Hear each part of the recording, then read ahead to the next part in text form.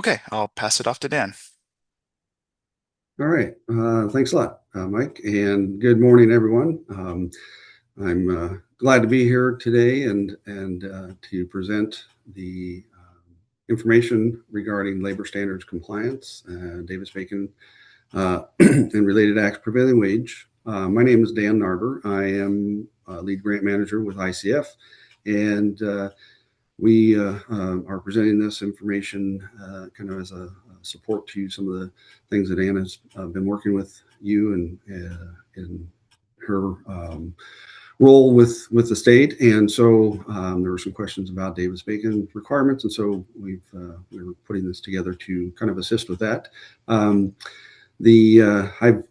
worked with the ICF for about 2 years now in this capacity. And prior to that, I had about 25 years of experience working as a CDBG program manager for the state of Iowa, and working primarily with grant management, but also served as a labor compliance officer for our federal programs, covering CDBG and CDBG DR programs. So happy to be with you this morning and to provide some information, and hopefully you'll gain some knowledge here and be able to have a better improved program as far as labor compliance goes.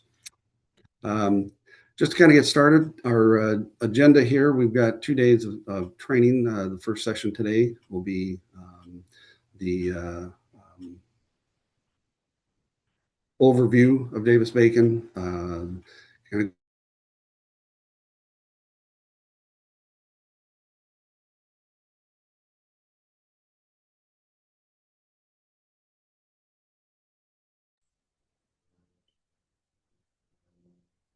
Mike, did Dan freeze on you or is it just on my end? Looks like he froze. Sorry, everybody. Let's give Dan a minute to hopefully reconnect. Yeah.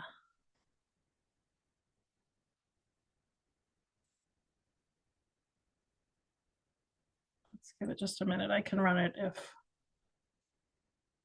he doesn't come back.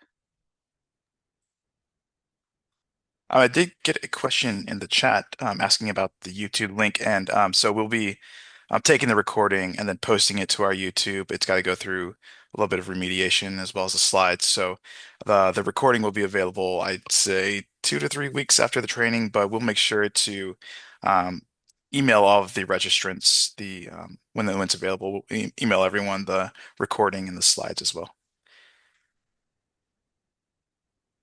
Dan, are you still with us and able to present, or would you like me to?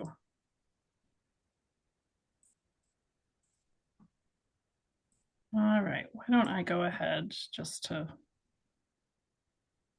respect everybody's time. Hopefully this will work.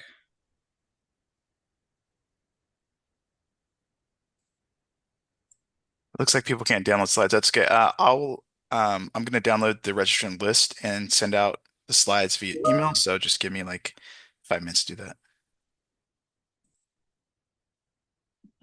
Okay, sorry, shared the wrong thing. Dan said that the meeting disconnected him. That's odd.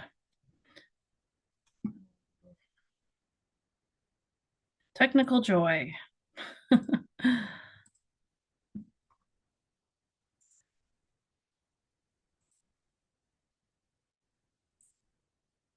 Huh. I keep selecting the right slide, but it's not showing me the right slide. okay. Oh, Dan, are you back? I am back. I don't know what happened. Everything just went blank on my end, and it said disconnecting. So I apologize for that. All right. Well, why don't we start over? Are you able to share your screen, or would you like me to attempt? It keeps sharing the wrong screen as I select what I think is the right screen. Let me get right back to it here. I apologize, folks. This is not how we wanted to start our call, but No, it is not. okay. Dan, you're sharing. Hopefully we're good to go. All right. Well, again, I apologize. I'm not sure where things cut off, but I just wanted to emphasize the agenda for today and tomorrow are listed here. Kind of overview of what we'll be discussing, and So we will just kind of keep moving along. If you do have questions throughout, you can put those in the chat and we'll try to address those as we go. We will have some time at the end to address as well. So feel free to put those in the chat. Okay, I guess before we really get started, just kind of have a quick knowledge check to kind of see where everyone is on their knowledge with Davis-Bacon and related acts and labor standards. So you should have a poll in your view there that kind of give us an idea of where things, where you at as far as your experience.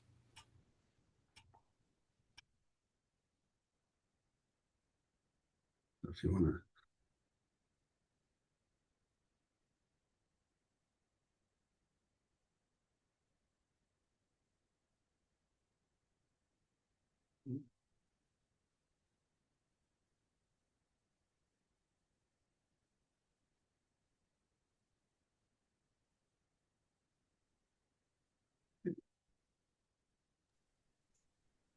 Mike, is it able to show the results of the poll? Yeah, I think it's still people are still voting, so I think when we end the poll, we should be able to share the results. Perfect. We'll give everybody just another minute.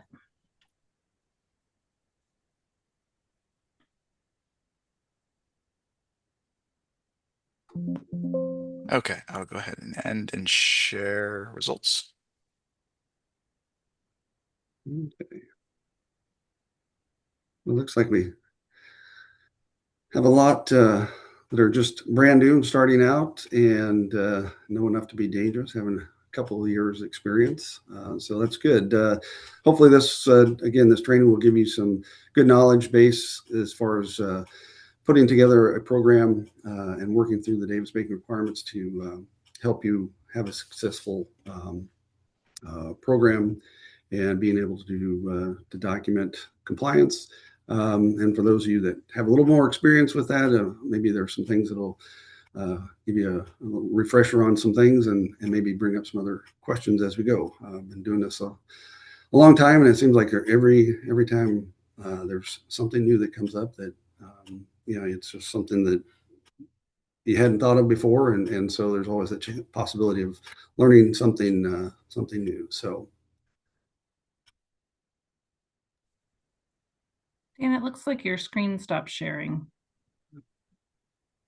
Is that just on my end? Why?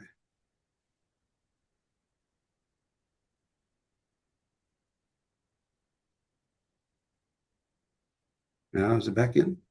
Well, we're seeing the notes page, the black. I think you need to select the presentation monitor. That's what I thought I had, but I will do it again. I know, I was doing that for me too, where I was selecting the monitor in preview. Fun with Zoom updates. Yes. Okay, there we are. Perfect. There we are. Okay. All right. So first, we'll just go into an overview of the requirements.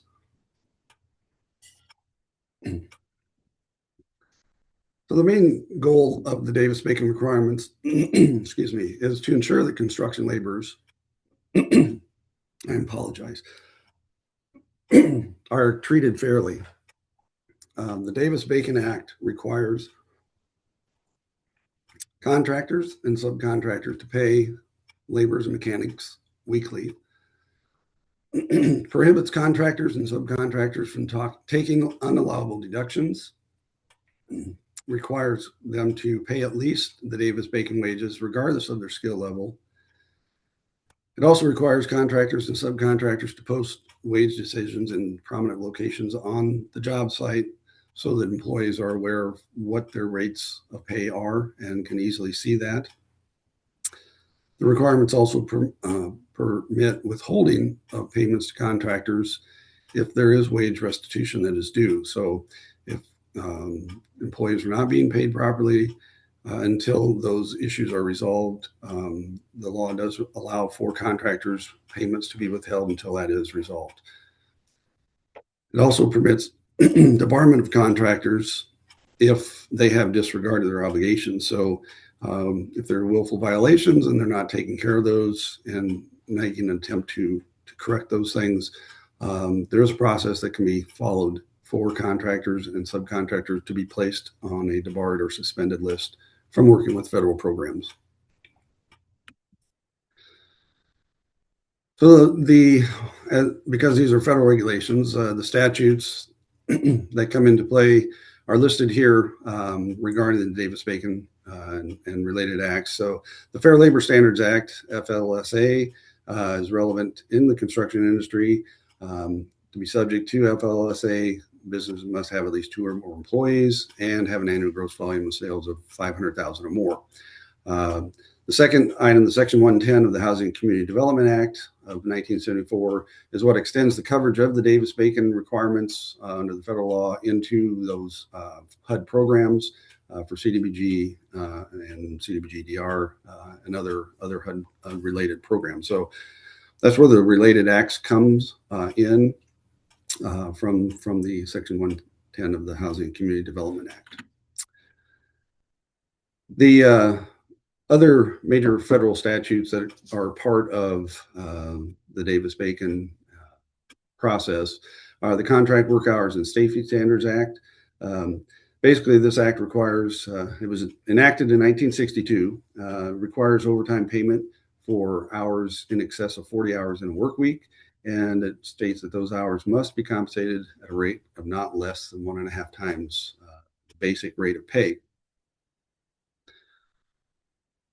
The second or another act is the Copeland Act, or what's referred to as the Anti-Kickback Act. And this was enacted in 1934, but it makes it a criminal offense for contractors to coerce or require their employees to give up any part of the compensation for which they are entitled. It also requires contractors to submit weekly certified payrolls with a statement of compliance, basically certifying that the information provided is correct. So those are the federal guidelines that kind of dictate what is required as far as the Davis-Bacon requirements. There are state requirements as well. This slide kind of pulls in the fact that working with your standard agreements and the clips you can see here kind of pull in and require that there's compliance for both state and federal laws, including the labor standards. And so we may be familiar with these sections of your contract or standard agreements. But again, this is where those things are all pulled in as far as labor requirements for construction. It's interesting to note that generally California's prevailing wages are higher than federal rates, but the record keeping is still required for both state compliance and federal compliance, so that if there is a HUD monitoring or there's a need to review information, you do have to be able to document that federal process as well.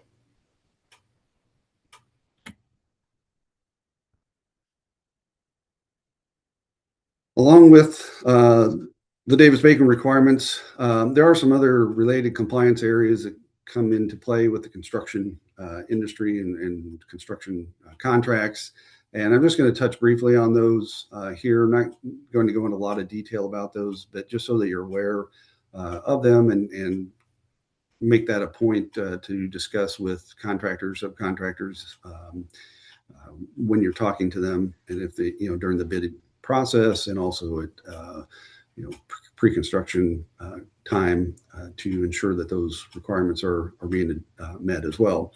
But the Build America, Buy America, or BABA Act requires that all iron, steel, manufactured products and construction materials used in federally funded infrastructure and some housing projects must be produced in the United States unless there's a waiver that's granted by the associated federal agency. So there are certain instances or ways that a waiver can be granted, but that involves documentation of I believe, burden on the contractors and the recipients to be able to do that. And it can be a complicated process, but it is possible to get a waiver for that. The Section 3 requirements, Section 3 of the Housing and Urban Development Act, basically is to ensure that recipients of certain HUD financial assistance, to the greatest extent feasible, and that's kind of the key point, that they provide training, employment, contracting, and other economic opportunities to low and very low income persons. So again, it's to the greatest extent feasible. It has to make a good effort to ensure that Section 3 is being complied with. Section 3 requirements apply to construction projects that are over $200,000, or if there's a lead abatement project, the contract dollar amount for that is over 100, if it's $100,000 or more, where the Section 3 requirements will come into play. So as far as the applicability of the BABA requirements, this slide just to give you an indication of what programs the requirements are tied to. It's applicable to CDBG, Home Housing Trust Fund, ESG, HOPWA, but it is not applicable to under the federal requirements under the CDBG DR programs, CV, Home ARP. So there are certain programs, especially disaster related, that where the applicability of the Davis-Bacon requirements or the BABA requirements is not part of those contracts. So again, now shifting kind of back to the Davis-Bacon piece of this. Davis-Bacon applies when federal funds pay in whole or in part any direct costs for construction, and if the project meets one of the following those thresholds. So if it's a residential project of 8 or more units, the Davis-Bacon requirements will be applicable to that project. Generally for single family construction, individual homes, those are not. But if the project has, is a development of 8 or more units in that same area, contiguous lots, then those requirements apply. But generally, residential, it's under 8 units would not apply to. Any construction project valued over $200 or $2,000 triggers the Davis-Bacon requirement, so that that goes back to the very beginning of the law, which I believe was first passed in 1934 or 36. So that $2,000 threshold is seems very low, but that's basically any construction will trigger those requirements. You can see off to the left and the bottom there, certain soft costs do not trigger the Davis-Bacon requirements.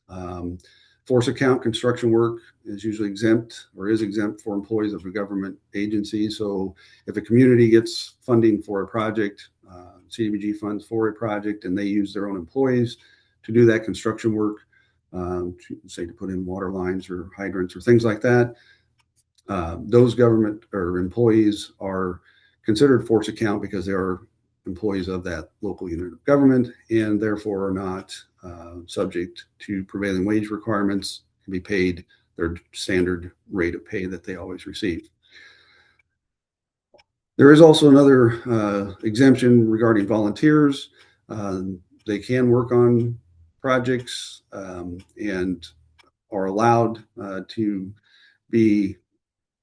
work and not be paid a prevailing wage, but there are certain conditions that have to be met as far as the tracking of those individuals, when they're on the site, how many hours they're working, who the contractor is. It's just a very detailed tracking of all of that information to ensure that they are truly considered volunteers, that they're not being paid in any other capacity as part of the project, so that again, they can be considered volunteer and exempt from Davis-Bacon.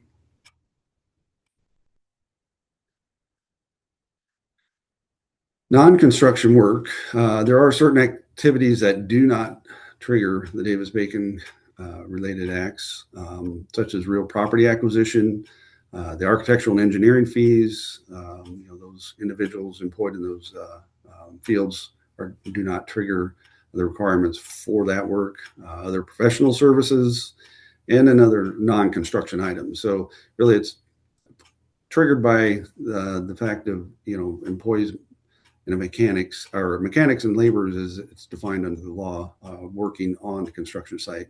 So even though some of these activities may be part of the overall project, those individuals are not required to be paid prevailing rates if you're looking at architecture and engineering services or things like that.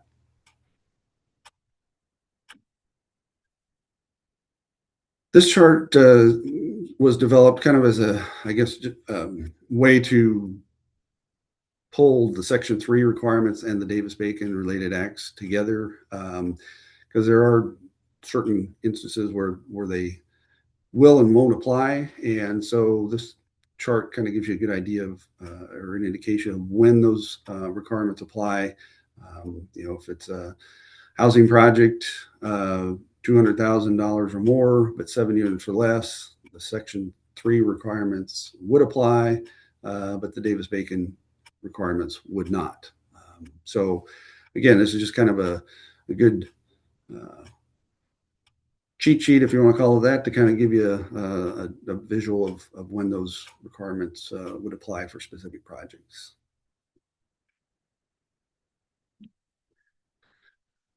So what is a prevailing wage? That's kind of what we'll be talking about the rest of our time, and just kind of a prevailing wage is the basic hourly rate on public works projects to a majority of workers engaged in a particular craft or classification of work within a certain geographical area or locality. So, it's when HUD or when DOL, Department of Labor, determines prevailing rates, they're looking at a lot of times either basing it on a survey of contractors to determine what those contractors pay individuals, and based on response of those surveys, they will determine what rate is prevailing for specific classifications, or it can be based on union rates.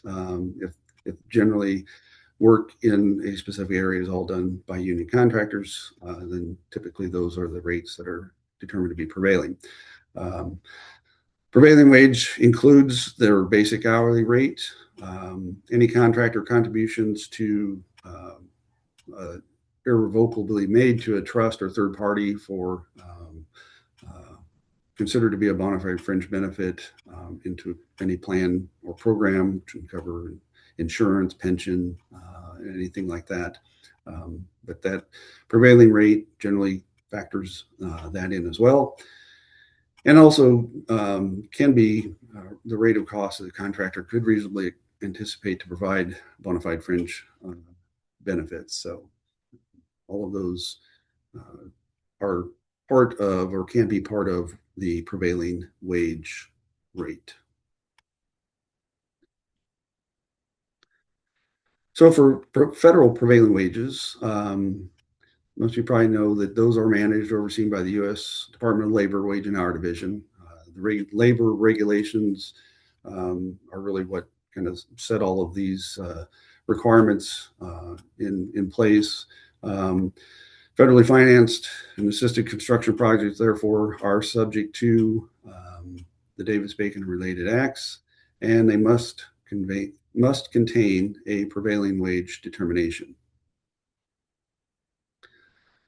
And then, because HUD is the responsible or the federal contracting agency for CDBG program funding, their Office of Davis-Bacon and Labor Standards are the ones then that monitor and enforce the requirements for the HUD programs.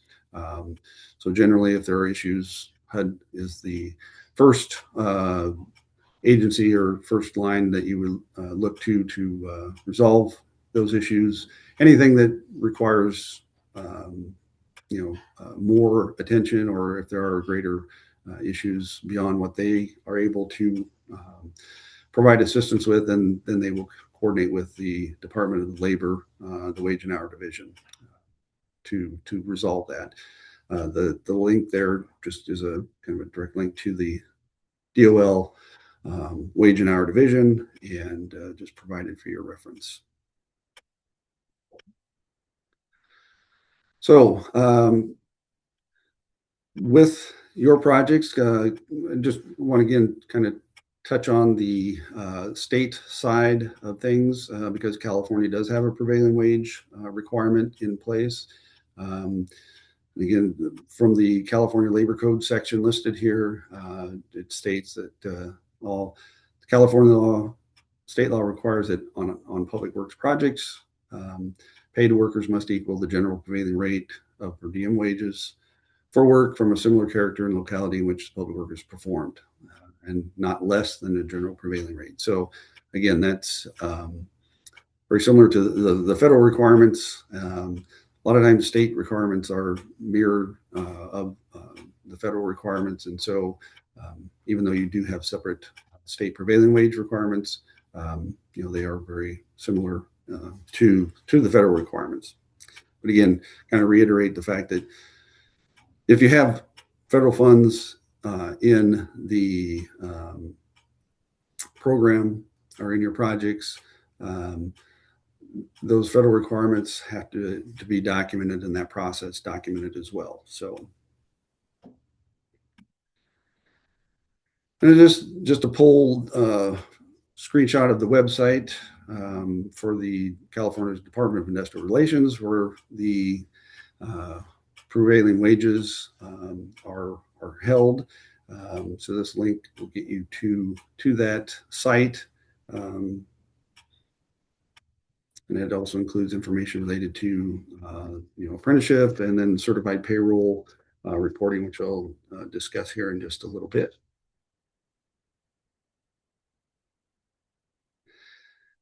So when you get into that prevailing wage page from the previous slide, and you're looking to determine what wages are there or applicable to your projects, there is a several step process, which I pulled and put into the slide, kind of to determine first, you look at the statewide to determine if the craft or if the determination for that craft is among those basic trades. If not, the next step is to get step 2A, looking at those Northern California rates, and then just stepping down from there. If it's not found in there, then you go to the next level until you've found the rates that are applicable for the classification for the projects that you're working on. So as I mentioned, the Department of Industrial Relations also has something a little different than the federal requirements in that the certified payrolls from contractors and subcontractors are to be submitted into the DBRA service portal. They're required to submit those on most public works projects. And that is something it was kind of nice to have, because you're able to go in and search payroll records through the public search function on the website. And so we'll just kind of had a little demo search of that here. And I don't know if you want to take over. Right. I am going to try. Let's see if this works. Can you all see my screen? That should be the live version of the screenshot Dan was just showing. Yeah. Great. So if you come here to the Department of Industrial Relations website, there's this CPR public search, and we can click here. You can search by date range. If you know a period of time in which your project was performed. You can also search by awarding body. So your jurisdiction name could go here.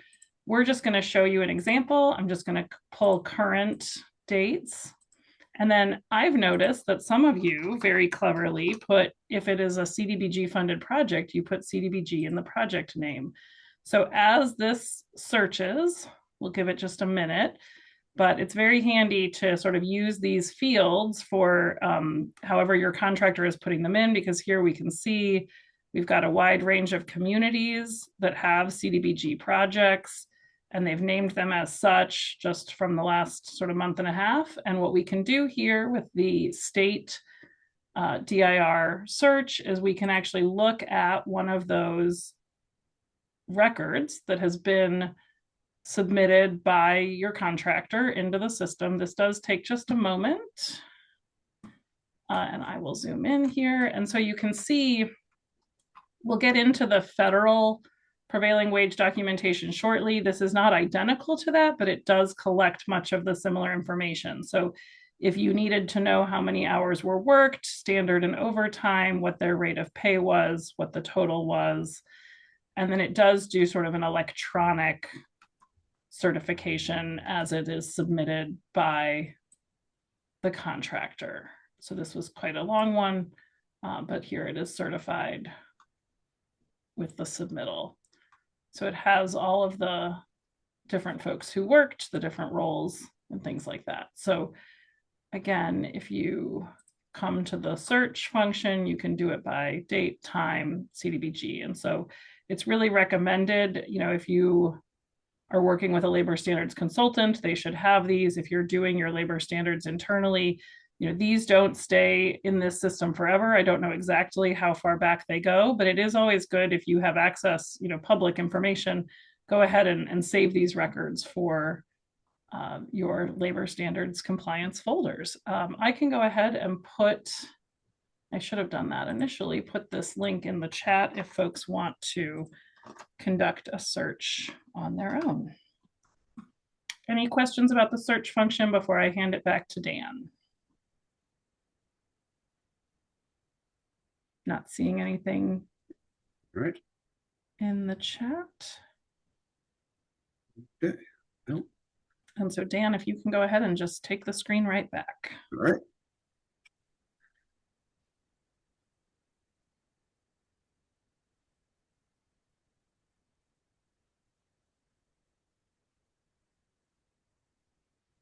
I did. While we're doing that, I'll just say it looks like there are some Section 3 questions in here.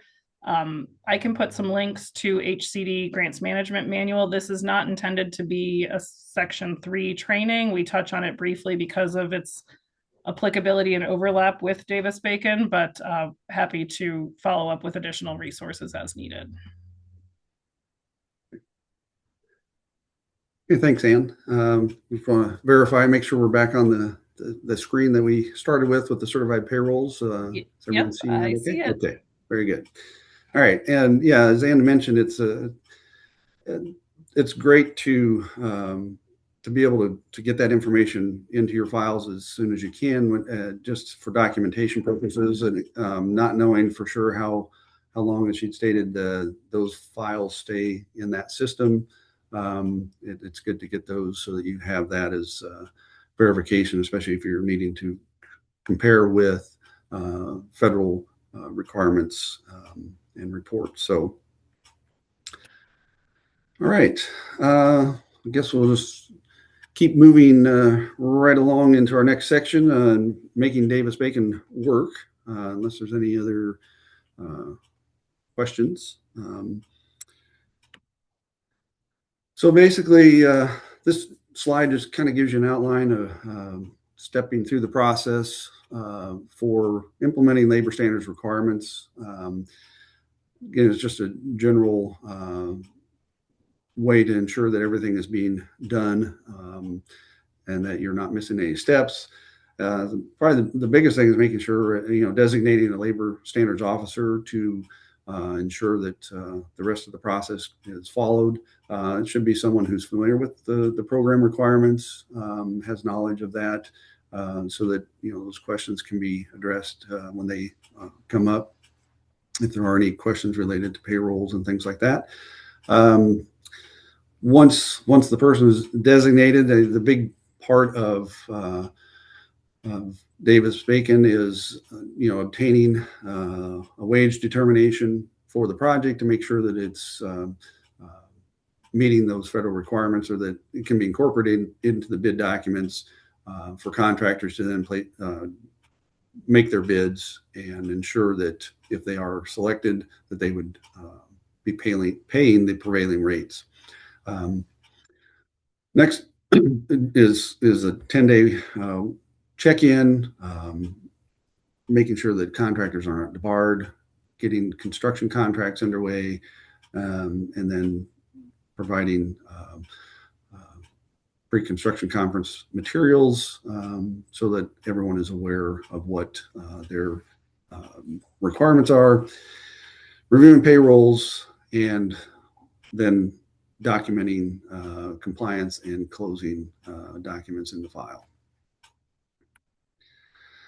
So this kind of breaks down a little bit further from the previous slide, just the sub-recipient requirements before construction, as I mentioned, designating the compliance officer, the applicable wage determination, and we'll go through that process here in a little bit, but it's very important to make sure that you have the correct wage decision in those procurement documents so that contractors do know that it is a prevailing wage project and that those wages are part of the bid. Even in advertising for bids and things like that, it's good to have that stated in those advertisements to make sure that they're aware that it is a federal project and prevailing wages are part of that. The 10-day check, again, is just making sure that nothing has changed prior to the bid opening. If there are changes, modifications to the wage determination prior to more than 10 days prior to the bid opening, then you would be required to issue a new wage decision, and that would need to be incorporated into bid documents.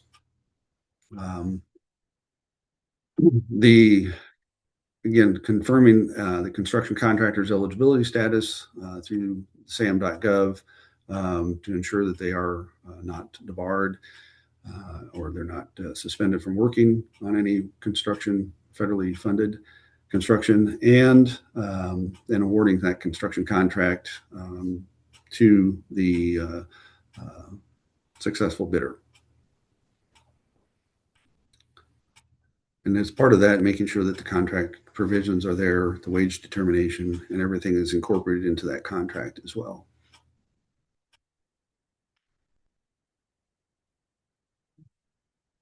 Going on, it's important, kind of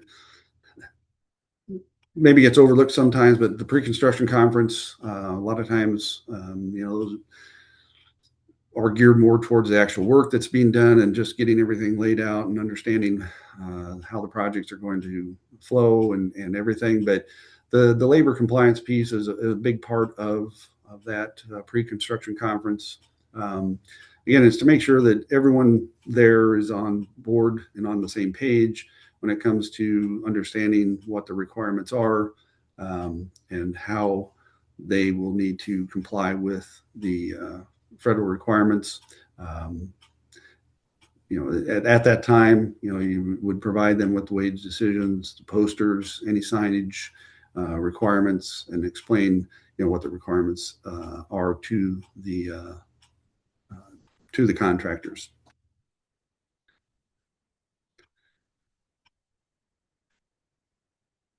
The next step, if applicable, it's will be necessary if there's not a classification listed on the wage determination. If the contractor knows that they're going to have individuals employed in classifications that aren't listed, those would have to go through the additional classification request process by submitting the proper forms and documentation to the Department of Labor for them to review and then set that rate. Other requirements involve weekly review of the project payrolls that are coming in during construction. And again, these payroll reports, if they're submitted through the state's system, they can, that information can be used, but they're also, and we'll go into more detail tomorrow on payroll reporting, but you want to make sure that the information that's being provided or that you're using is sufficient and matches what's required under the federal requirements to ensure that you have all the documentation you need to verify compliance with the requirements. Along with the payroll reporting, there's interviews, on-site interviews that are to be conducted. And this is just another piece to help tie payroll reporting with what you see the individuals doing out on the project site to ensure that those things match up. And if there are issues there, then that's the point you would need to work with the contractor to make sure that things are corrected, notifying them if there are any underpayments, due to misclassifications or, based on what you see someone doing, if they're working on power equipment when you go out and do an interview, but the payroll report lists them as laborer. Those are the kinds of things that you would need to then work with the contractor to make sure that those payments are made, underpayments are taken care of, and then ensure that the corrected payroll is submitted that shows that that restitution has been paid. So the contract requirements that need to be addressed or should be mentioned, that they need to identify any additional classification, wage classifications that might be required as part of the project. And again, that's, as I mentioned before, knowing that information, then they would be able to provide the forms to get that information submitted to the Department of Labor for the purposes of setting a classification and rate to have that added to the wage determination. They're also responsible and liable for all compliance with the labor requirements, and that not only for themselves, but they're also responsible ultimately for their subcontractors and any lower tier contractors as well. So everything kind of flows back up to that prime contractor, and they are the ones who are ultimately responsible for all the work going on that project site. They also need to make sure that the posting the wage determination is on the site. Also, the Davis-Bacon poster, the Employee Rights Act poster, which you see on the slide as well. These come directly from the Department of Labor's website and are accessible there. But this also should be posted just so that employees know what the process is and who they can contact. If you see that box down towards the bottom of that form or that poster, there needs to be information in there of who they can contact if if they have concerns or questions about their pay. And then they're also responsible to pay all their employees on the site of work not less than once a week, and the full amount of the wages and fringe benefits that are stated in the wage decision. And that would be the minimum they're required to pay. So everything has to at least be at or above that amount.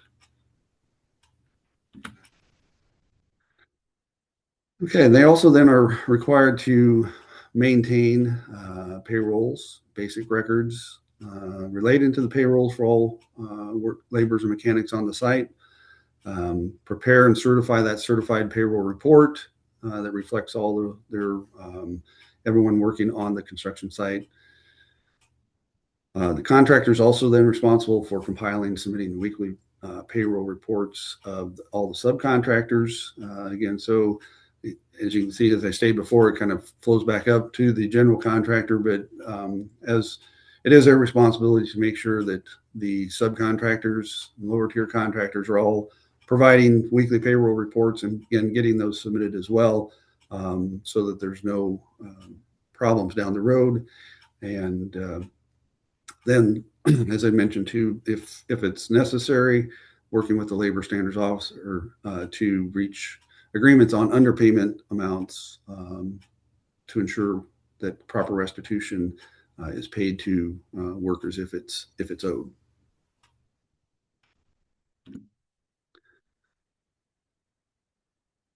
So this slide just kind of gives you a general overview of the Davis-Bacon requirements, or what should be maintained as part of the basic payroll records for all workers.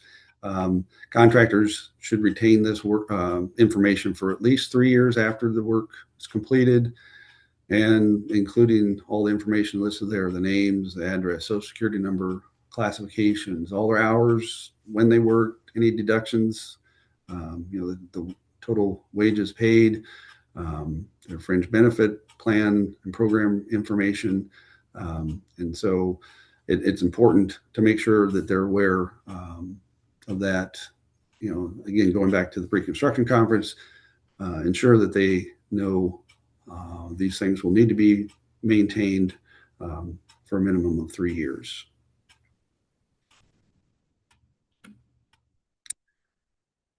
Okay, that kind of a quick overview of the program requirements. I know we kind of went through that quickly, and I apologize for some of the technical difficulties to get started, but we'll be glad to address any questions now. But if not, we have kind of a scheduled 10-minute break just so you can have a chance to kind of stretch your legs, get some coffee or anything else that you might need. Hey, Dan, there are 2 questions in the Q&A. I will say I've been responding to a couple of things in the chat, but it is better, folks, if we can put questions in the Q&A, then we can respond to them directly. Dan, I'm going to read you the 2 questions, and we'll mark these as answered live if we can. The first one is from an anonymous attendee that says, with the removal of DBE requirements from DOT, so disadvantaged business enterprise requirements from the Department of Transportation, could you verify if or when HUD will cease applying or enforcing requirements in its processes? Well, I don't know if I have a good answer for that without doing some checking. To my knowledge, HUD's never, they've never, at least that I'm aware of, made any indication that they plan to make changes. Sometimes the Department of Transportation has regulations that are a little bit different than HUD program requirements. So I guess I would have to do some checking to see if there is anything related to that. I'm just not aware of anything at this point. Yeah, I am also not aware of any of those changes. And I think, as we do in these evolving times, we just have to, as long as it is still a rule or a regulation, we seek to comply with it until that has changed. So I think for now, everything that we're training on is still required. All right. The next question is, what are the penalties when a contractor pays bi-weekly instead of weekly? I have run into this a lot with dual funded projects. Sometimes a contractor is only present on site for a week or 2 and have paid bi-weekly or semi-monthly instead of weekly. Well, the requirements are that they pay weekly, and it's just one of those things that you have to make them aware of and be sure that they are getting those in. It's if they've only been paying biweekly, they need to be made aware that there's federal requirements state that they have to pay their employees on a weekly basis. So, and I've had that question come up other times in other programs I've worked with, and it's there's no real way around that. It's they are to be paid on a weekly basis. So. Okay, thanks, Dan. And then the next one, are grantees supposed to verify file retention within the 3-year period? That's interesting. I think I'd have to know a little bit more. I think this goes, there is the HCD Grants Management Manual has a chapter on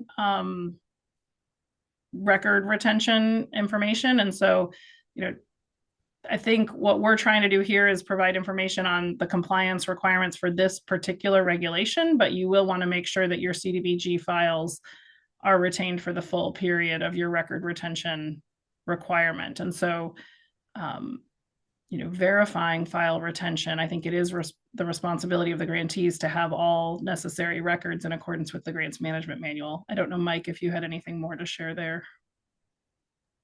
I don't. So. Okay. And then looks like there is one more question.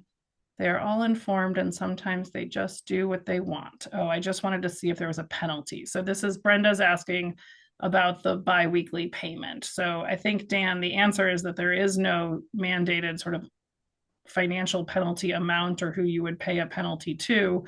It's just simply noncompliance, which could result in monitoring findings from HCD or from HUD that require corrective action. Right. And you're referring to the weekly payment? Is that? Correct. Yep. Yeah. So, I mean, yeah, there is no set fine or anything like that that I'm aware of. But that kind of goes back to the noncompliance of and withholding payments to contractors until they do resolve issues. I've had to have that in other projects. Sometimes you just have to tell them that they're not going to be paid unless they make those corrections, and that generally gets them to respond. But I mean, that's about the only thing. And then, as Ann mentioned, documenting that they were non-compliant, which could result in other findings either from HUD or DOL. Yeah, and Jonathan Warren in the chat does indicate, and I agree that failure to adhere to federal requirements can result in debarment if it gets elevated, as Dan was saying. If Department of Labor takes action on noncompliance. Right. All right. Okay, I think that's all the questions for right now. I've got 5 till. Why don't we come back at 5 after and reconvene? Very good. Everyone can just stay on the call and just take a quick bio break, and we'll start back up at 5 after.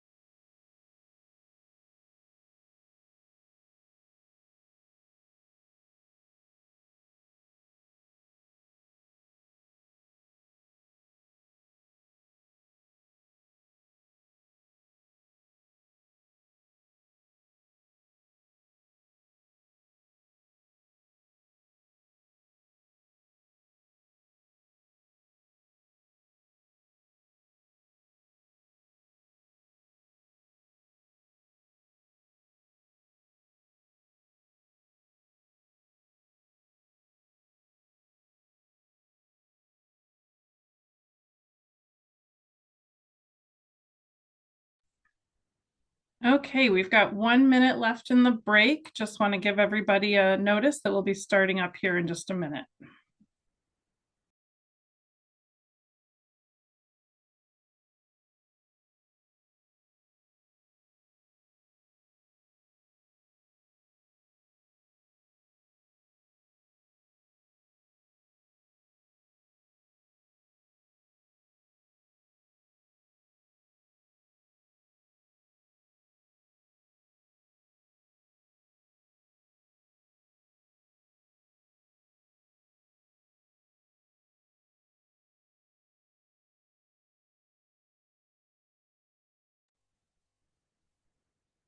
All right, Dan, I've got 5 after on my clock. Whenever you would like to continue, I think we can keep moving forward. And thank you for the comment about the clock. I think we have resolved it. Yes. Apologize. You sit and listen to those things all day and it just becomes normal. So I apologize for that. I think all right. We'll keep moving on to our next section here. Dan,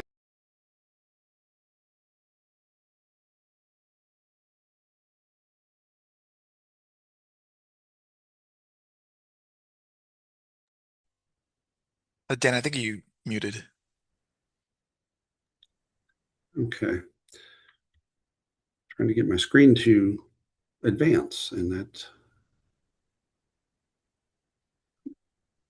Yeah, it's still sharing. I'm just only seeing the 10-minute break. All right, let me get here. Okay.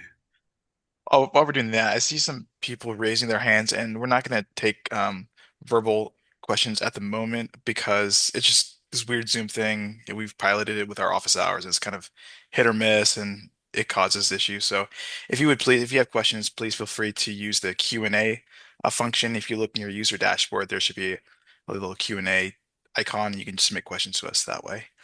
Thank you. All right, thanks, Mike. All right, so we'll move on into the next section that we're going to cover today regarding the enforcement and compliance, kind of the start of being able to document that in your program. And as I stated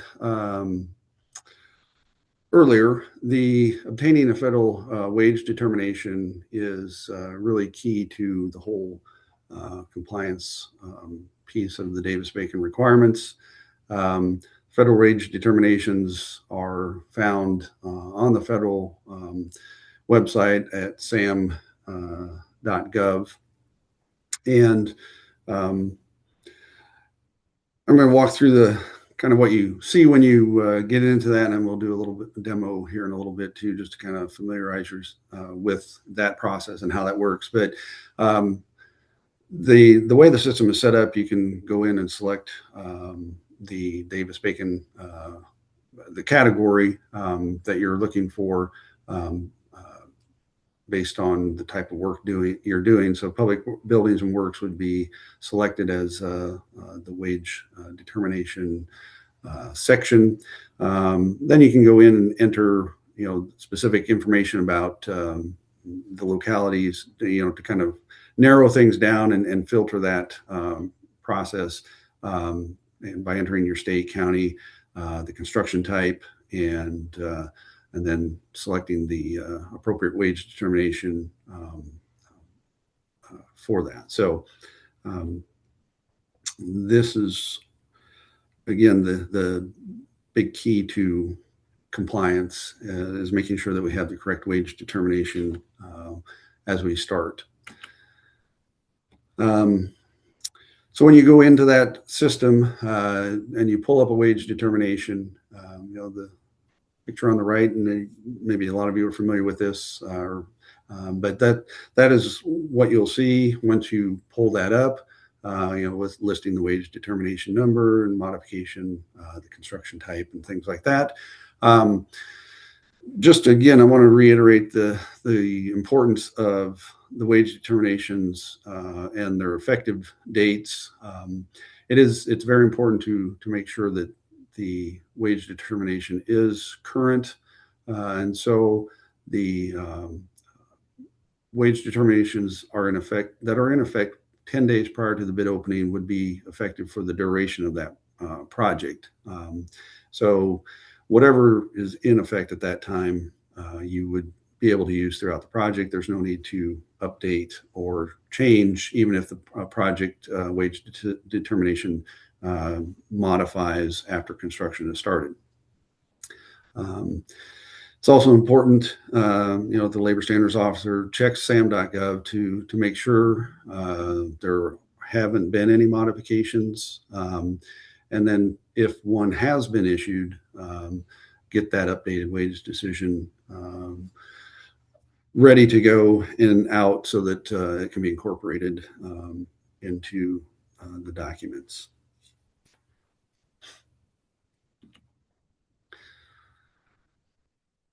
Again, key points regarding wage determinations is just to be sure to check to make sure it is current, and that you've got the current decision and modification for each prior to each bid. Also, if they're local prevailing wages, which with California's wage requirements, whatever the higher of the two wages is, that's what would need to be paid to those employees. So even if the federal rate is lower than what the California prevailing wage rate is for that specific classification of worker, that higher rate would need to be paid to that individual to ensure compliance.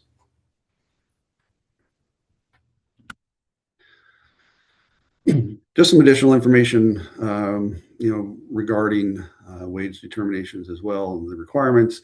There are different construction categories. Again, you may be all familiar with this, but that determines the wage determination that will be used, whether it's building, residential, highway, or heavy construction.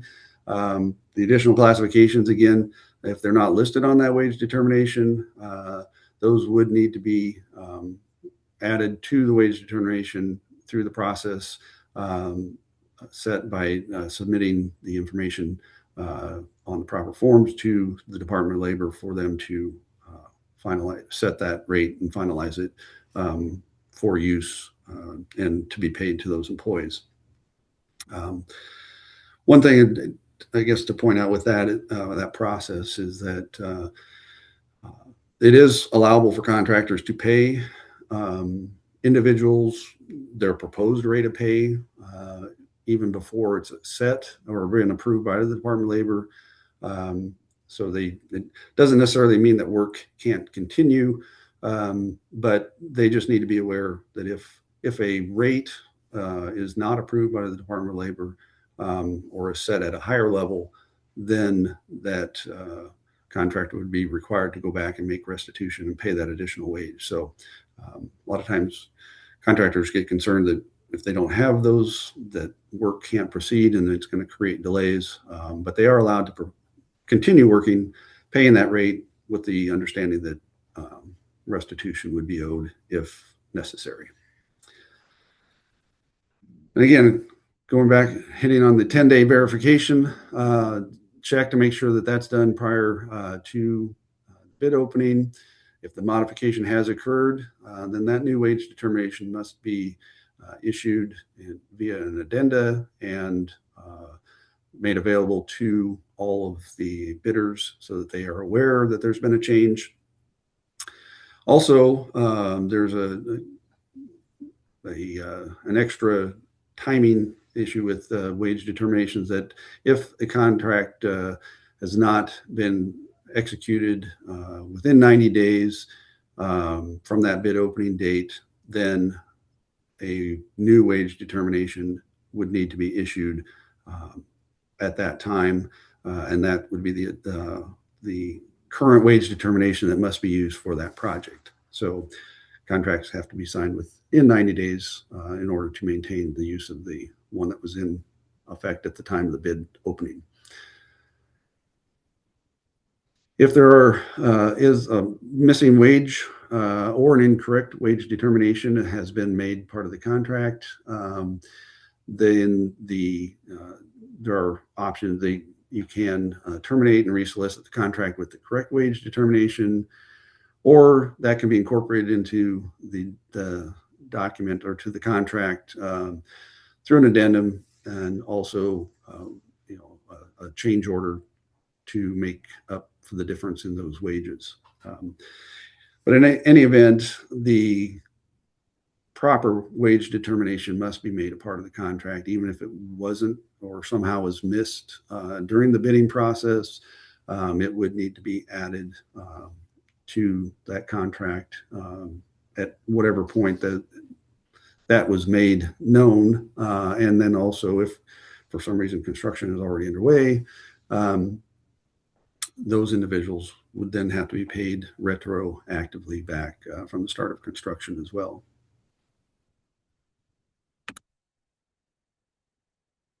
Okay, so just kind of a quick overview of the construction categories.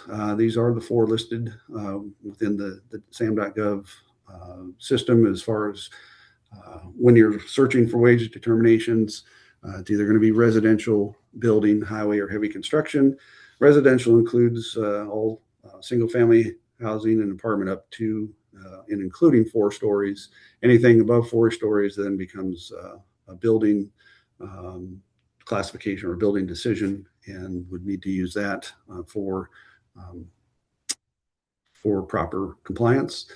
The heavy or the highway decision obviously relates to anything related to roads, streets, highways. And then the heavy construction is kind of just a catch-all that takes in things that don't fit in the others. You get into a lot of the traditional infrastructure projects, water, sewer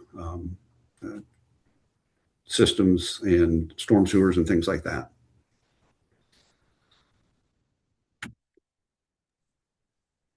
Okay, so at this point, we are going to go through another little demo on the wage determination process and going through SAM.gov. As I previously stated, when you go into the system, you should state or should pull up a something that looks like what's on the screen there. And I guess if Anne is able to. Yeah, I will go ahead and do a quick preview. So I was hoping, I know the last time I just walked folks through it, I did just put this link in the chat. If you are able or have multiple screens or can pull up a web browser, I encourage you to go ahead and try to do this with me. You do not need a SAM.gov login to pull a wage decision. You will need SAM.gov logins to do further, debarment checks or UEI registrations. But for this, if you just go ahead and come over here to the link, you get the wage determinations page. If you know the wage determination number, you can enter it here. But most of the time, folks are needing to start from the beginning so that they know exactly what's current or what they need to put in their bid packet. So we're going to come over here to this public buildings or works button, and we can click that. And then on this left-hand side, you'll select the state, California. For this experiment, we just did Imperial County and wanted to show that 2 wage decisions are pulled up. One for residential that was published January 29th, and one for building heavy highway. So again, as Dan just discussed, it's really important that what are the project description that you're working in so that you know which wage decision to select. And then we can go ahead and click on that wage determination link. It's going to pull up our decision. It's got all of the body of the decision here. And what I really like about this feature is that you're going to go ahead and click the download button, and it's going to generate. It's not as pretty as other things, but you can then print to PDF. It's a text box, but it has all the information about the type of work, the rates, the base and fringe. We'll go into sort of how to calculate this and how to compare this. But I do just want to add that as we've worked with a lot of communities across California, and as Dan stated earlier in the conversation, the state federal wages tend to be higher, the state prevailing wages, excuse me, tend to be higher than the federal. But it is important to go ahead and download this decision, save it to your files, have your decision number, because HUD's going to come and ask you and say, well, how do you know the state wage was higher than the federal? And you've got to have the basic information in order to document that it was determined that the state prevailing wage was higher and therefore the state wage was paid. All right. Was everyone able to go ahead and attempt a search?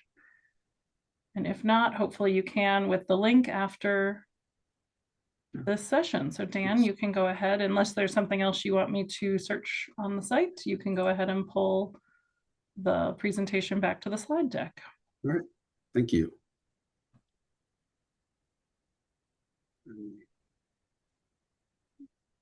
Oh, I got a thumbs up. Excellent. I'll take it.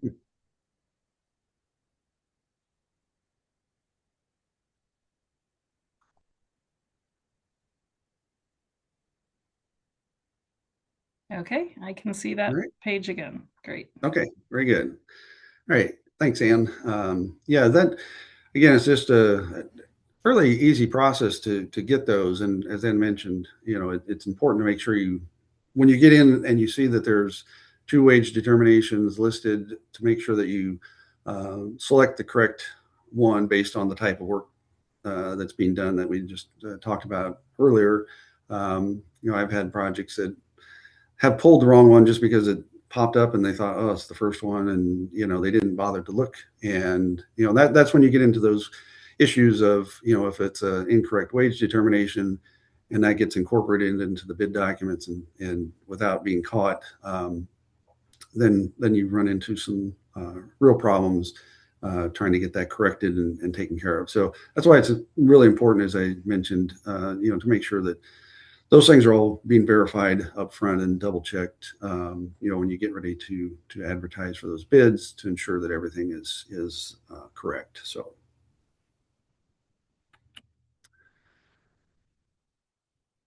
All right.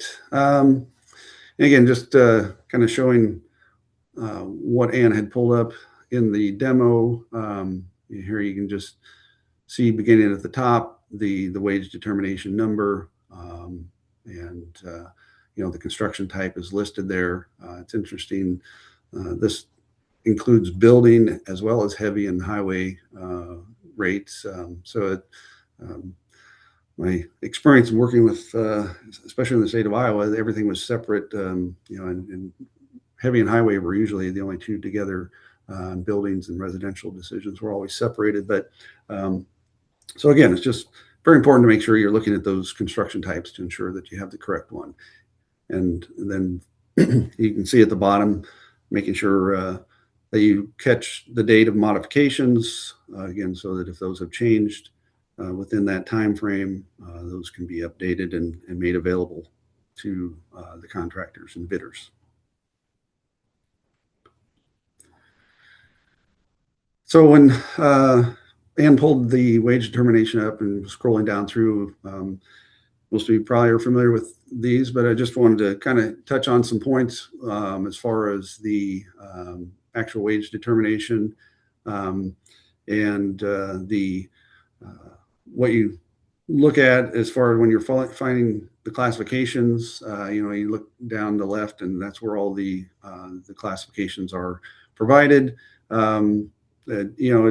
Just wanted to point out with this one, it's important to make sure that, again, not only are you getting the correct wage determination, but when you're looking at rates and those are being put down on payroll reports, that the correct classification is being used, because not all of them, like this one that says operator power equipment, but it's for dredging only, if you notice in the parentheses. So if it's not a dredging project, then the category below, the operator for all other work, would be the wage classification that would be used. So again, it's just important as you're looking at these to make sure that everything is matching up with what the type of work is for that project. And then the decision, you also see that the rates are listed in the first column. And again, these are all base minimum rates. Certainly can be paid more than that, but at a minimum, employees working uh, on a project must be paid the rates that are listed here. The fringe benefits again are listed in the second column, and that total combined amount between the rate and the fringe benefits is the total package that is owed to an employee who is considered a power equipment operator for dredging on this project. So they can be paid a combination of rate and fringe benefit. It doesn't necessarily have to be the exact amount listed. As long as the total amount is met, they can pay um, a lesser rate with higher fringe benefits. Most cases, they're paying, a lot of contractors don't have as much in fringe benefits.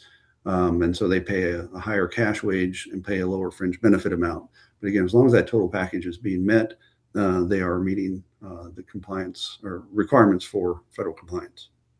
We'll do most of the Q&A at the end of this day's session, but there is a question in the chat that says, I'm newer to the industry and I see the rate column, but what does fringes mean on the rate decision document? Dan, can you spend a little bit of time on just what fringe is? Sure. Yeah, it can be anything that the contractor provides as a fringe benefit, which in most cases, when working with this, I've seen, you're looking at whether it's health insurance, paying health insurance for their employees, paying into pension plans, vacation time, holiday, all of that is considered, can be considered fringe benefits. And so basically what they look at is taking what is being paid to an employee, and based on their hours, they break that down into an hourly rate. And so on this example here, the fringe benefits per hour for, again, this operator, let's just say the first leverman, the total fringe benefits would be $40.95 per hour, based on the types of benefits that the employer is providing. So again, there could be other benefits that they offer, but those are typically the insurance, pensions, and vacation time, and things like holiday pay, and those are the kinds of things they factor into fringe benefits. But that is an hourly rate, and would be paid per hour. Yep. And we'll talk about this a little bit more tomorrow when we do a scenario with a wage decision and a certified payroll. But the only other question here is it says if fringe is stated as 0, then fringe benefits are not required. It's a question. And I think what Dan had just said is that the wage decision never mandates that you actually offer fringes. You could pay that amount in cash. The rate could be the sum of those two numbers and you would be in compliance. It's just showing you at a minimum what has to be paid in total. So the rates, and Dan will talk a little bit about this, but they're based on union surveys, and that's just how that information tends to be provided to the Department of Labor. Right. Correct. And yeah, I was just going to mention that if you look up the very top of the form here, above that blue arrow where it says ENG I 0012-004, that's the indication that these are based on union rates. If it's a survey rate from contractors, it usually will start out with an SU up there at in that identifier. But again, in this case, they're based on union rates, and probably that's why those maybe seem to be a little higher than a lot of cases. But it is a minimum amount. If there were no fringes, as the question maybe asked, If there is nothing in that column, then it's just the base rate of pay that would have to be paid. But otherwise, as I mentioned before, it would have to be the total of those two rates per hour to be in full compliance. Okay, great. Let's move Okay. on. There's some more Okay. questions, but I think they're covered in our content today, so we can Okay. pause at the end of the session for All questions right. if they aren't covered. Very good. Okay. Well, again, I'll might be tired of seeing this 10-day wage confirmation come up, but it is a very important part of the process. And it's, kind of a critical and time sensitive step during your bid phase. And as I mentioned before, at 10 days, at least 10 days before the bid opening, you must confirm that wage determination that was issued or is was issued as part of the bid documents is still current. And so to do that, you basically would need to go back in and the SAM.gov process that we just looked at, look to see if there has been a new modification issued and when that was. And if it was issued more than 10 days before that bid opening date, you would be required then to incorporate that into the bid documents. Another thing to be watchful of is that if for some reason bid opening dates get extended, which I've seen a lot, they have good intentions of having the bid opening on a certain date, but things come up and they have to push that back. It's another reason you want to make sure that you check that 10-day confirmation, because that date will shift based on when the actual bid opening date is. So again, very important to make sure that that's being checked and documented so that you can have those correct documents in correct wage determinations in the bid documents to avoid any issues down the road.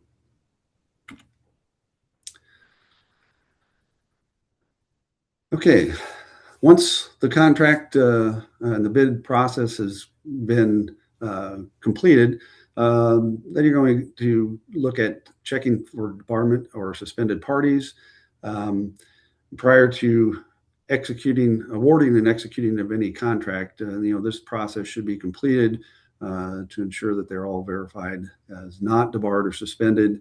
And again, this is done through the SAM.gov website. You also want to verify that they're not suspended in any local jurisdictions or there aren't any state processes or lists that they would be suspended.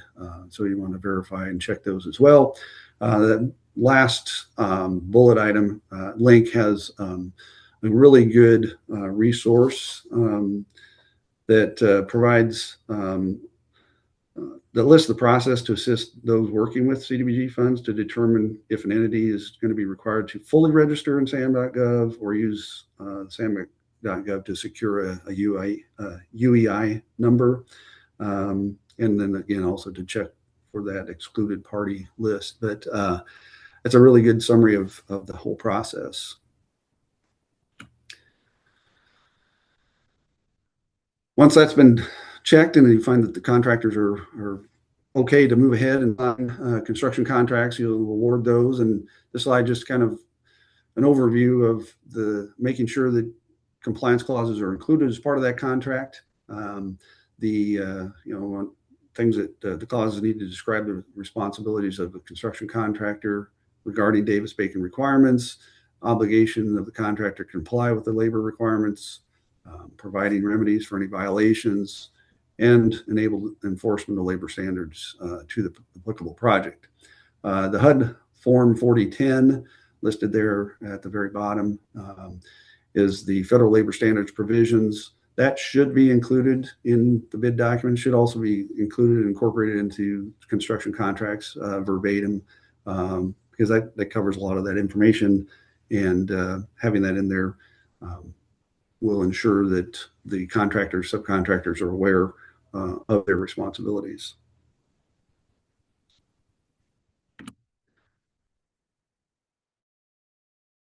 So once that part of the process is done, you're ready to kind of move into the pre-construction conference. And you might think, again, what does that have to do with the Davis-Bacon requirements? But it's a really good way to get the information to the contractors and subcontractors who attend that, to ensure that they're aware of what their responsibilities are. So during that pre-construction conference, you want to make sure that they're advised of those responsibilities and what their obligations are regarding Davis-Bacon labor standards.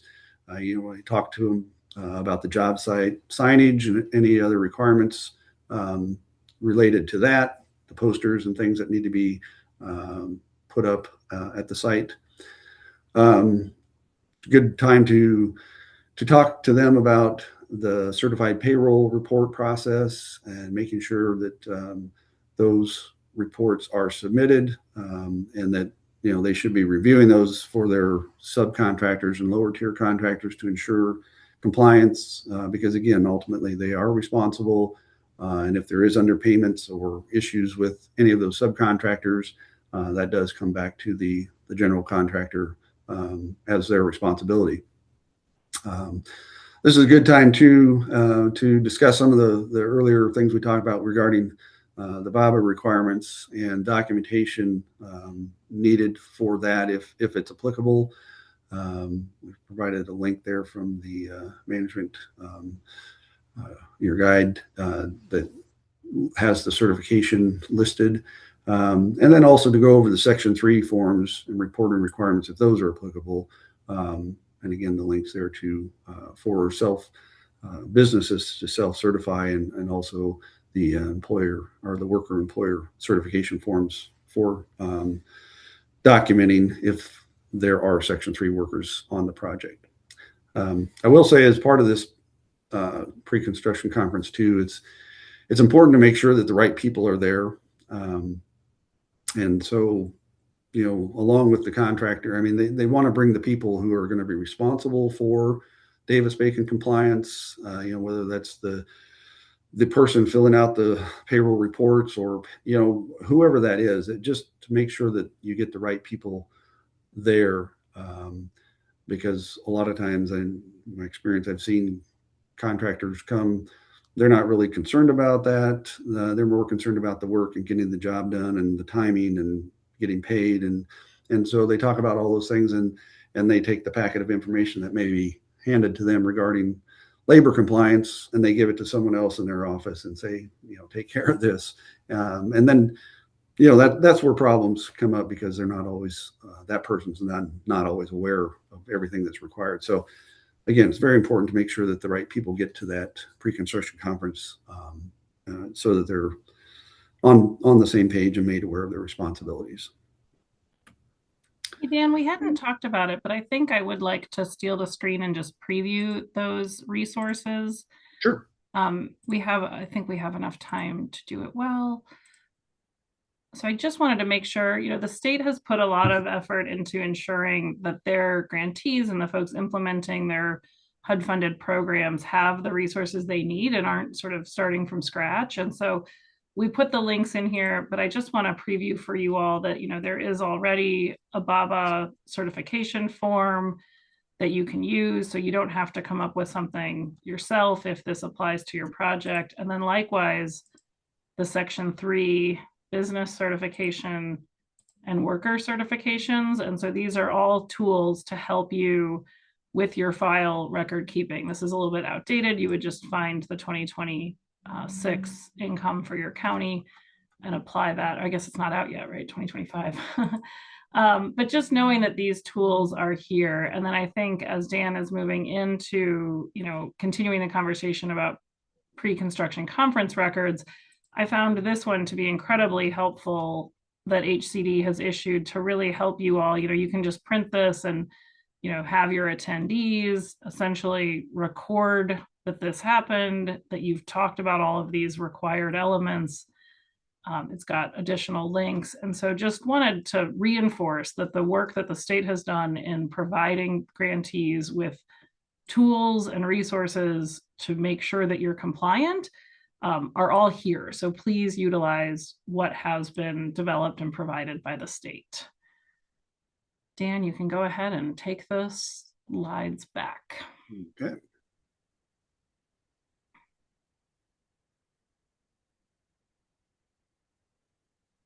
Perfect. Okay. Yeah, thanks, Anne, for walking through that too, because as you said, I mean, there's been a lot of effort put into making those forms and certifications, and definitely want to be able to make sure that those are used to help with this process. Because as this slide, states, I mean, the record keeping file documentation is very important as far as the pre-construction conference goes. With the meeting, the agenda, the notes, the meeting notes and minutes, the list of attendees, and that form, that checklist, as Ann said, does a great job. It has everything there, and I believe it even says on there that those can be used or would be used as the minutes of the meeting. So all that information is right there. It's just kind of making sure you go through that and check off the boxes and get the list of those who attended. So great resources. Okay, I think the slides coming up just going to touch on a few things that may come up in the process, bid process, working with contractors, in regards to labor standards or determining if they're these individuals are subject to the requirements. And so one of those that's come up, and I've seen a lot of uses, independent contractors. If an independent contractor is registered as exempt with no employees, and they're considered, are not considered subcontractors on a job covered by the Davis-Bacon Act, and so therefore wouldn't be subject to those requirements. But you have to be able to document that they are an independent contractor through the use of the 1099 reporting and things like that. We want to make sure that they're not being stated that they're independent contractors, but yet they're still under someone's employee, and could then possibly be subject to the requirements. So, but again, if they are exempt, or if they are registered as exempt, then they would not fall under those requirements.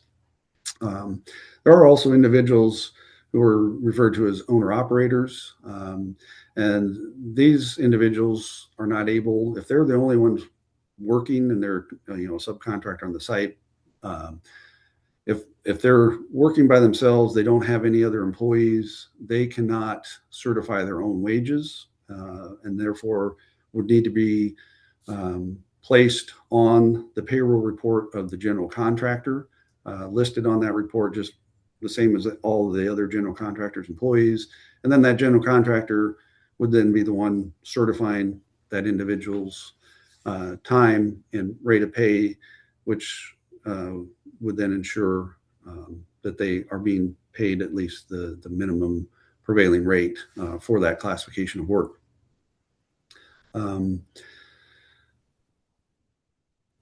The payroll reports,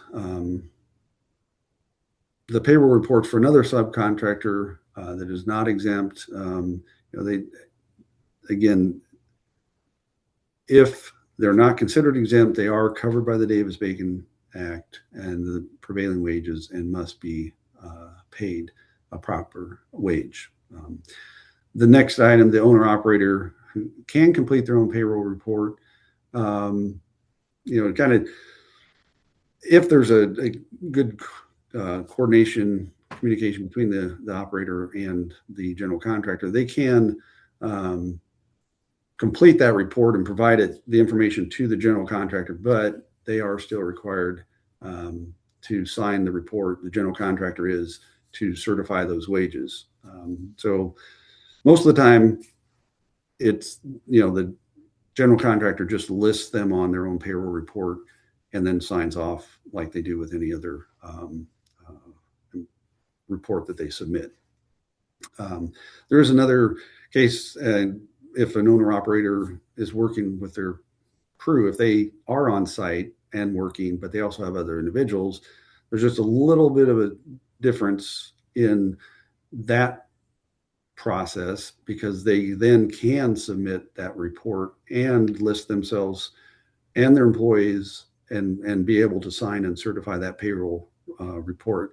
I provided the link here, the HUD Labor Relations Letter LR 9601 provides a lot of detail and description about that process and when an owner should be carrying on the general contractor's payroll report or when they can sign their payroll report if they do have employees working with them. So kind of gets confusing sometimes, but again, that's a good reference and resource that will provide you some good information on that. HUD also, the HUD website has a list of a lot of labor relations letters that discuss a lot of different issues and exemptions and not exemptions, but issues related to the Davis-Bacon requirements. And so that's a good resource to look at when you do have questions. Another area are where there sometimes are issues, the use of apprentices on jobs. They are allowed to work on job sites and be paid less than that prevailing rate as long as they're in a registered in an approved apprenticeship program. Because the prevailing wage requirement state you must be paid that rate. There's sometimes some confusion about, well, can apprentices even work on a job site because they're being paid less? And it is okay as long as you have the proper documentation. I guess that's the key. And that documentation listed here is the individual's apprenticeship papers showing them as a registered apprentice. Those must be included at least with the first payroll that they appear on so that you can then document that they are in a registered program. Also, as part of the documentation from the actual program that they belong to, you'll want to get detailed information from the contractor related to from that program document that talks about the ratio of apprentices to journeymen, because they're only allowed so many apprentices on the site. That includes information on the pay scale to be paid to those apprentices based on the percentage of the journeyman's rate and that apprenticeship level that they're at. The fringe benefit discussion or something related to fringe benefits should be included in that document. If it doesn't say anything about fringe benefits, then the full fringe benefit amount on the wage determination must be paid. So, if they can't, for instance, if the base rate or the apprentice is able to be paid, say 75% of the journeyman's rate, if there's nothing in the document that says fringe benefits would be paid at that same level, they can't just pay 75% of that rate for fringe benefits. They would have to pay that full amount that's listed at a minimum. So just want to make sure that that's clear. And then also the signatory page of the document, just to ensure that it is a formally executed agreement.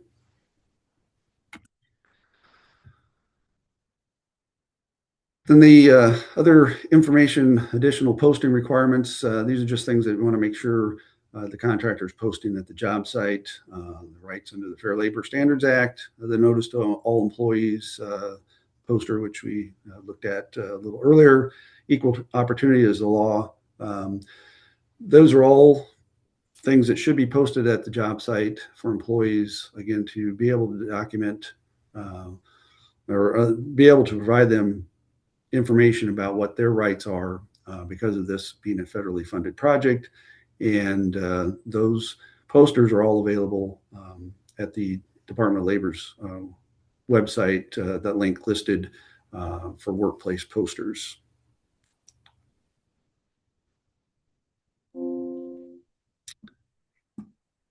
Okay, Great. that brings us to the end of today's discussion. We've got a few minutes left, so if you have any questions or anything that's been dropped into the Yeah, why don't I start at the top? We do have a handful of questions and we'll just go down. We should have more time tomorrow. So if you think about something overnight, want to come back and ask tomorrow, we should have a little bit more Q&A time, but we will get started. Anonymous attendee asks, what part of the statute outlines that prevailing wage determinations provided with the notice to proceed are in effect for the duration of the project? We've had some contractors try to change rates mid-project based on new prevailing wage releases. Does this differ between federal and state guidelines? Well, I guess the federal requirements state that whatever is in effect at that time of bid opening can be used throughout the project. Now, there were some rule changes not too long ago that only if the project scope was increased substantially or a project work was added that wasn't necessarily part of the original scope, then a new determination could be issued for that work. Or if the project was extended for a long period of time because of phases and things like that, new determinations would need to be issued. But just the project proceeding and being if a wage determination modifies, that they aren't required to use that if it's for the same work that's already under contract. Now, I don't know if the state's requirements are different. I would have to do some checking on that to see if there's any difference or requirements under the state prevailing wage laws that indicate that those have to be updated. But the federal requirements state that they do not. All right, thank you. I think we already answered the question about if fringes are stated as 0, then fringe benefits are not required. I would say that's correct, but also like fringe benefits are never required as long as you pay the sum of whatever fringe. Correct. And if there is no amount listed there, then they're not required to pay fringe benefits, but meeting that, whatever that dollar amount is, total amount listed on the wage determination is the minimum that they have to be paid. So not required to pay fringe benefits. So okay, so this is a great question. It came up early before we got to the slide, and so I'm going to reiterate it now that we've covered it. On one of the first slides, it says that the FLSA only applies to companies with 2 or more employees. Does that mean subcontractors with 1 employee, owner operators, are exempt from DBRA? No, because the Fair Labor Standards Act kind of really, I mean, the Davis-Bacon requirements apply to everyone on, that's working on the job site. I mean, that's the federal requirement in the HUD regulations for CDBG. There are certain things that, like, if the Fair Labor Standards Act also address things like minimum wage and overtime, and so if some of those things don't, like if a contract is not high enough in dollar value to trigger the Contract Work Hours and Safety Standards Act for overtime, the overtime requirements of the federal or the Fair Labor Standards Act will apply. So I don't know if I'm answering your question correctly, but it doesn't exempt them from the Davis-Bacon requirements because those apply to everyone if they're working on a federally funded project. It's just the Fair Labor Standards Act kind of is added to that.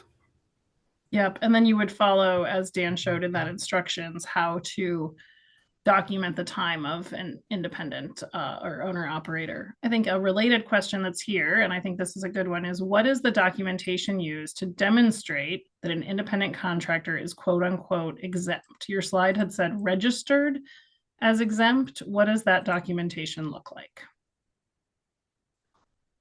I think they have to be able to show that they are, whether they have any articles, their incorporation papers or anything that they file that shows that they are an independent contractor, that they're the only sole owner, and then again documenting that they are employed by that that general contractor. Normally having like a 1099 form for IRS purposes to show, that's how that individual was classified. Those are the kinds of things you have to be able to make sure that they're not under someone else's employ and possibly being determined or being termed a contractor for the purposes of avoiding paying them prevailing rates. Yep, I think that's what, these are tricky, right? Because the rules are often mandated at the federal level, but those contractor registrations generally occur at the state level. So just making sure that you have documentation that would support that determination, whether it's the state like registration of the business or, as Dan said, tax records that show that. Okay, this I think is a good question from an anonymous attendee. This is pertaining to when a debarment check would be done. It says, when we're saying, quote, following bid opening and prior to award and execution of any construction contract, end quote, would it be fair to say that when assessing the bidder's responsiveness and reasonableness, that the correct step would be to check for debarment prior to scoring bids? I think that is a fine suggestion. I think it falls within, right? You're scoring bids within that period of opening and awarding. And so I don't think that HUD has a prescribed sequence of opening to awarding. Obviously, we do have to be, we have to check for responsiveness and reasonableness. We have to tabulate our bids and our scores. I think you're correct that checking for debarment then would be great, but at the very minimum, it must be prior to award. That's correct. I'd agree. There's really nothing that says you can't do it sooner. It just means that you may be checking more contractors in that process as opposed to just the one who you may end up awarding the contract to. But making that part of that process would potentially could, I suppose, give you reason to say that bidder is not responsible if they do happen to be on that list. So, but as Ann mentioned, definitely prior to signing any contract, you would have to have documentation to show that they are not debarred or suspended. All right, I think we have time for a couple more questions. Brenda asks, when a second or third tier contractor previously had SAM registration that they let expire, they are required to reinstate that registration instead of obtaining a UEI? Will this change? This can be a lengthy process depending on how long ago the registration was active. So I think there's a lot here. I would encourage you to check out that resource that we shared the link to. It's Grants Management Tool 5-12. It goes through understanding when registration is required versus UEI and when a debarment check is necessary. I think for subcontractors to a procured general contractor, they do not have to be registered, but they need a UEI. And my experience working recently with some subcontractors is that obtaining that UEI process has become a little bit faster. I know I worked with a lot of folks during the rollout of this and there was some delay, but now it feels like subs or contractors can get a UEI rather quickly, and then the registration takes a little bit longer. So I think if you have an entity who is going to continue to have federal contracts, it's recommended that they register, but at a minimum, to be a sub to a procured prime, they have to have a UEI, which should be a relatively quick process. All right, the next question from Jade, I think it's more of I guess it's a question. There are requirements for the contractor to notice the project for apprenticeship opportunities as well, correct? And then Jade says DAS 140 and 142. I'm not exactly sure what that's pertaining to, if that's apprentice requirements or Davis-Bacon requirements. Yeah, it's possible. Is that a state requirement with the state apprenticeship? Because I think the state may be the one who operates that program, but the federal requirements just basically state that they're allowed to use apprentices. There's nothing that requires them to state that they would use apprentices as part of that. But again, that could be a state requirement. to notice so that those opportunities are there.